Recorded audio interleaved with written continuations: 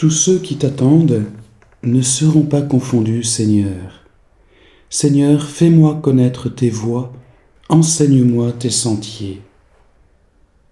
Nous venons d'entendre le graduel Universi du premier dimanche de l'Avent, qui est emprunté au psaume 24e, les versets 3 et 4. Ce psaume 24e sert de référence biblique à toute cette messe du premier dimanche de l'Avent.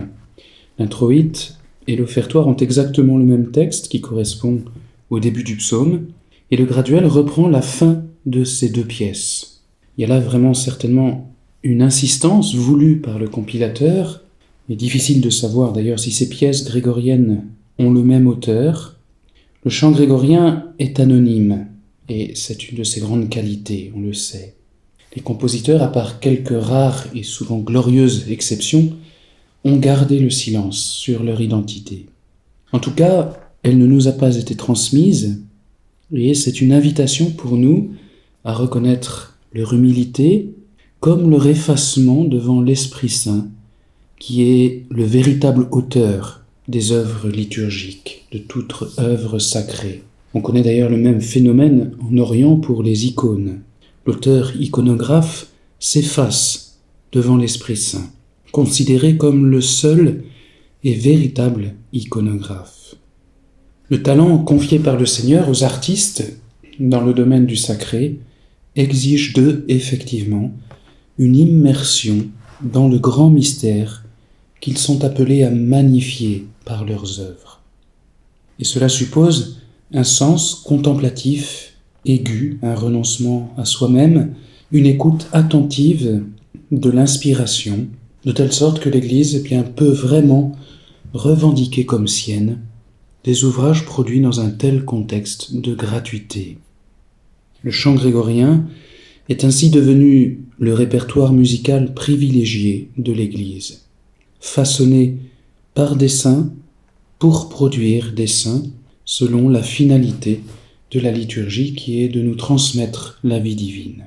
Alors, revenons à notre graduel, essayons de comprendre l'intention de l'Église dans cette insistance sur ce texte du psaume 24 au seuil de cette nouvelle année liturgique. Qu'est-ce que ça veut dire ? Eh bien, c'est d'abord une affirmation de foi qui engendre une prière d'espérance. La confiance en Dieu, elle est proclamée dès le début de ce graduel. Tous ceux qui se confient dans le Seigneur ne seront pas confondus. L'appui sur Dieu, sur la force divine, caractérise les vrais croyants.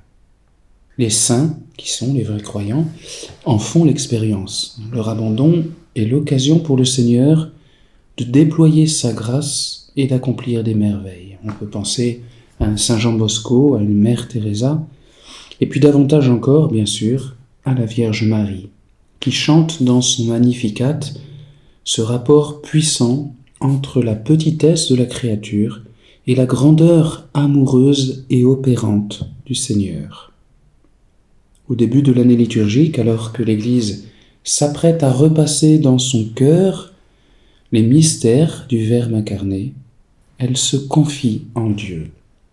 Une année liturgique, c'est une source de grâce immense, un réservoir merveilleux de dons d'évangélisation.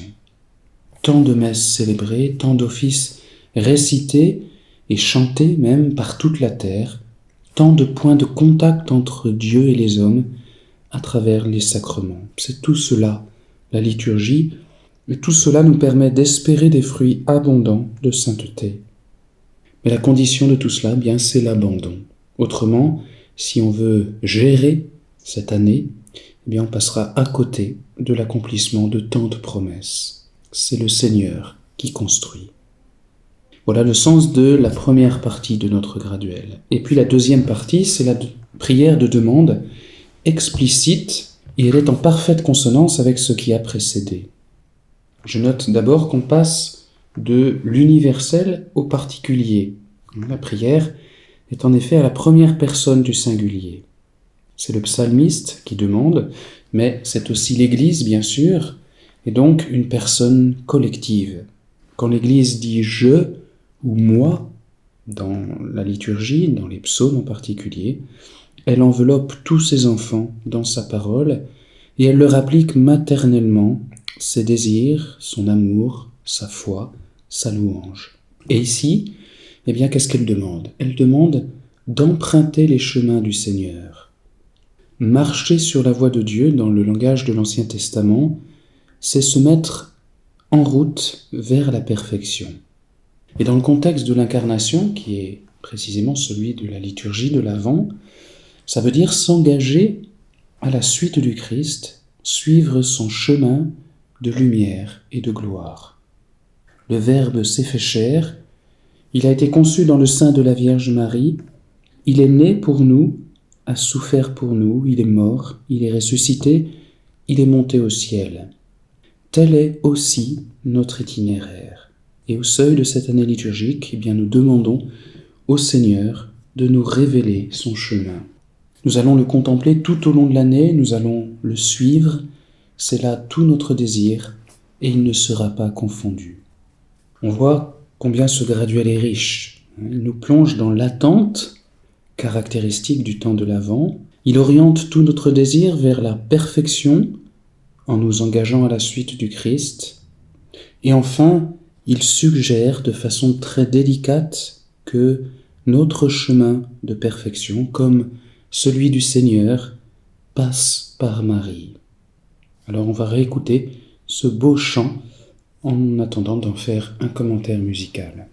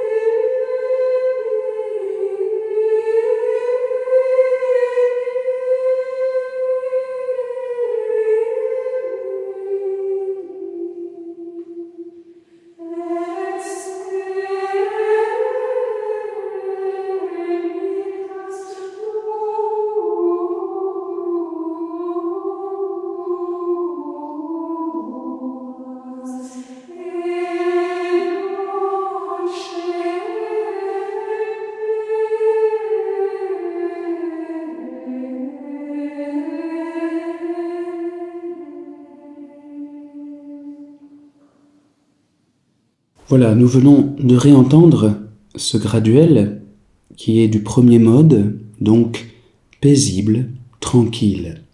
On va voir pourtant qu'il manifestera une belle plénitude, notamment dans le verset. Il est composé de 4 phrases musicales. Le corps du graduel forme une seule phrase, et puis le verset, qui est assez long, est découpé en 3 courtes phrases. Alors on va dire un mot de chacune de ces parties. L'intonation plonge dans le grave, mais elle a quelque chose de léger et de frais. La belle courbe qui se déploie sur les 3 premières syllabes du mot « universi » doit être donnée dans un beau legato, sans traîner, même s'il faut reconnaître que dans les manuscrits, les neumes sont presque tous appuyés. Je crois qu'il faut tenir les deux. Il y a bien un caractère solennel dans le mot qui convoque tous les fidèles de tous les temps, au désir le plus profond de l'humanité, celui du salut. Et puis, cette attente universelle, elle se concentre sur quoi, ou plus exactement sur qui?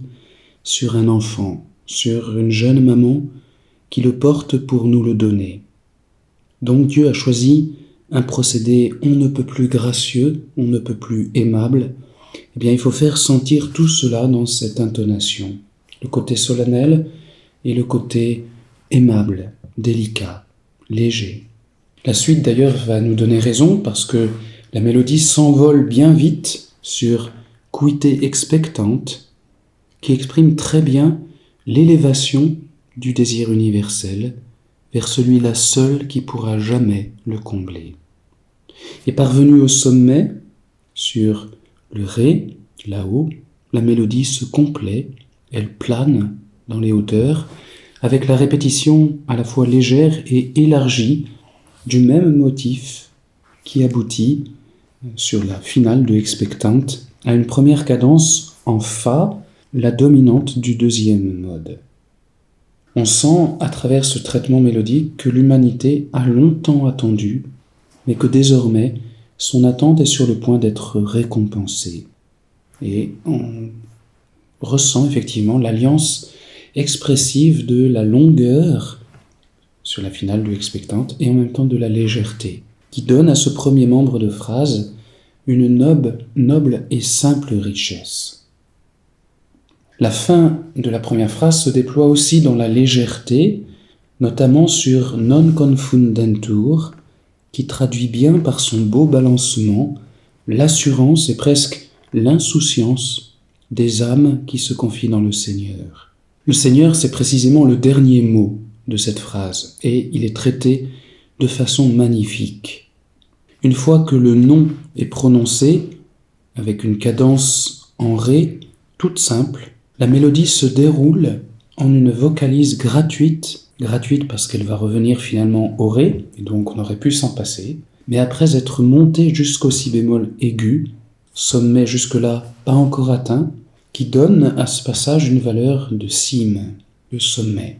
Ce qui est très suggestif, le Seigneur est vraiment celui vers qui tendent les aspirations les plus élevées de l'humanité. Et en même temps, cette finale de phrase est aussi très solennelle, très ferme, la mélodie exprimant donc à la fois l'ardeur de l'amour envers le Seigneur, l'ardeur du désir et la certitude de l'espérance. Là, il y a une grande richesse dans ce déploiement sur ce mot « dominer ». Ensuite, pour ceux qui ont le graduel sous les yeux, il y a un changement de clé. On passe de la clé de Fa à la clé de Do. Ce changement, il annonce un changement d'ambitus mélodique. On va partir vers les aigus. Et le verset commence sur le mot « vias » par un intervalle de quinte qui propulse avec élan la mélodie du grave, où elle se mouvait plutôt, à l'aigu. Ensuite, sur les mots « tuas » et « dominer », on a aussi un balancement expressif avec une alternance très belle qui va s'achever de la manière la plus étonnante.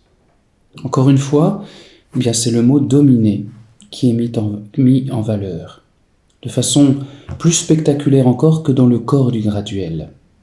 La mélodie va comme s'éterniser sur ce mot et derrière ce mot sur la personne du Seigneur. Elle emploie le phénomène de la répétition d'un même motif qui vise ici à exprimer, je crois, l'amour inconditionnel et redit sans lassitude de l'Église pour son Sauveur. Ça, c'est vraiment très beau. 40 notes, j'ai compté, se succèdent ainsi sur ce seul nom béni du Seigneur. Là, on peut dire que c'est tout l'art grégorien qui s'exprime ici. Cette phrase mélodique se termine par une cadence en fa qui semble indiquer qu'on a changé de mode et que l'on est passé en 5e mode, le mode de la joie précisément. Et donc tout indique que le chemin sur lequel le Seigneur nous conduit et qu'il est lui-même, eh bien c'est un chemin de dilatation. La 3e phrase, qu'il ne faudrait pas trop séparer de ce qui a précédé, commence à l'aigu, encore plus haut, et par un intervalle de quarte cette fois, sur notas. Et là on atteint très vite le sommet, mi, le sommet de toute la pièce, sur le mot fac. Demande très solennelle, très large, au moins au début, mais qui va se simplifier, redevenir fluide dès la finale du mot fac et sur le mot suivant, Miki, qui répond en quelque sorte au nom du Seigneur dans la phrase précédente. Il y a le Seigneur et puis il y a moi, il y a l'Église, il y a chacune des âmes. Et à la fin de cette pièce, de cette phrase plus exactement, on se pose encore une fois sur le fa. La dernière phrase commence là où s'est achevée la 3e, sur le fa. Mais les intervalles, au lieu de s'envoler, vont se restreindre progressivement. On atteint bien une dernière fois le do, ce qui n'est pas le sommet de la pièce d'ailleurs, et puis on redescend et en dessous du la pour se maintenir jusqu'à la fin dans cette gravité ferme, mais pourtant gracieuse et légère, sans ombre d'inquiétude. Cette dernière phrase, on le voit, elle est beaucoup plus modeste que le reste du verset de ce graduel chaleureux et ardent. On revient au mode de ré du début avec son atmosphère paisible et chaude.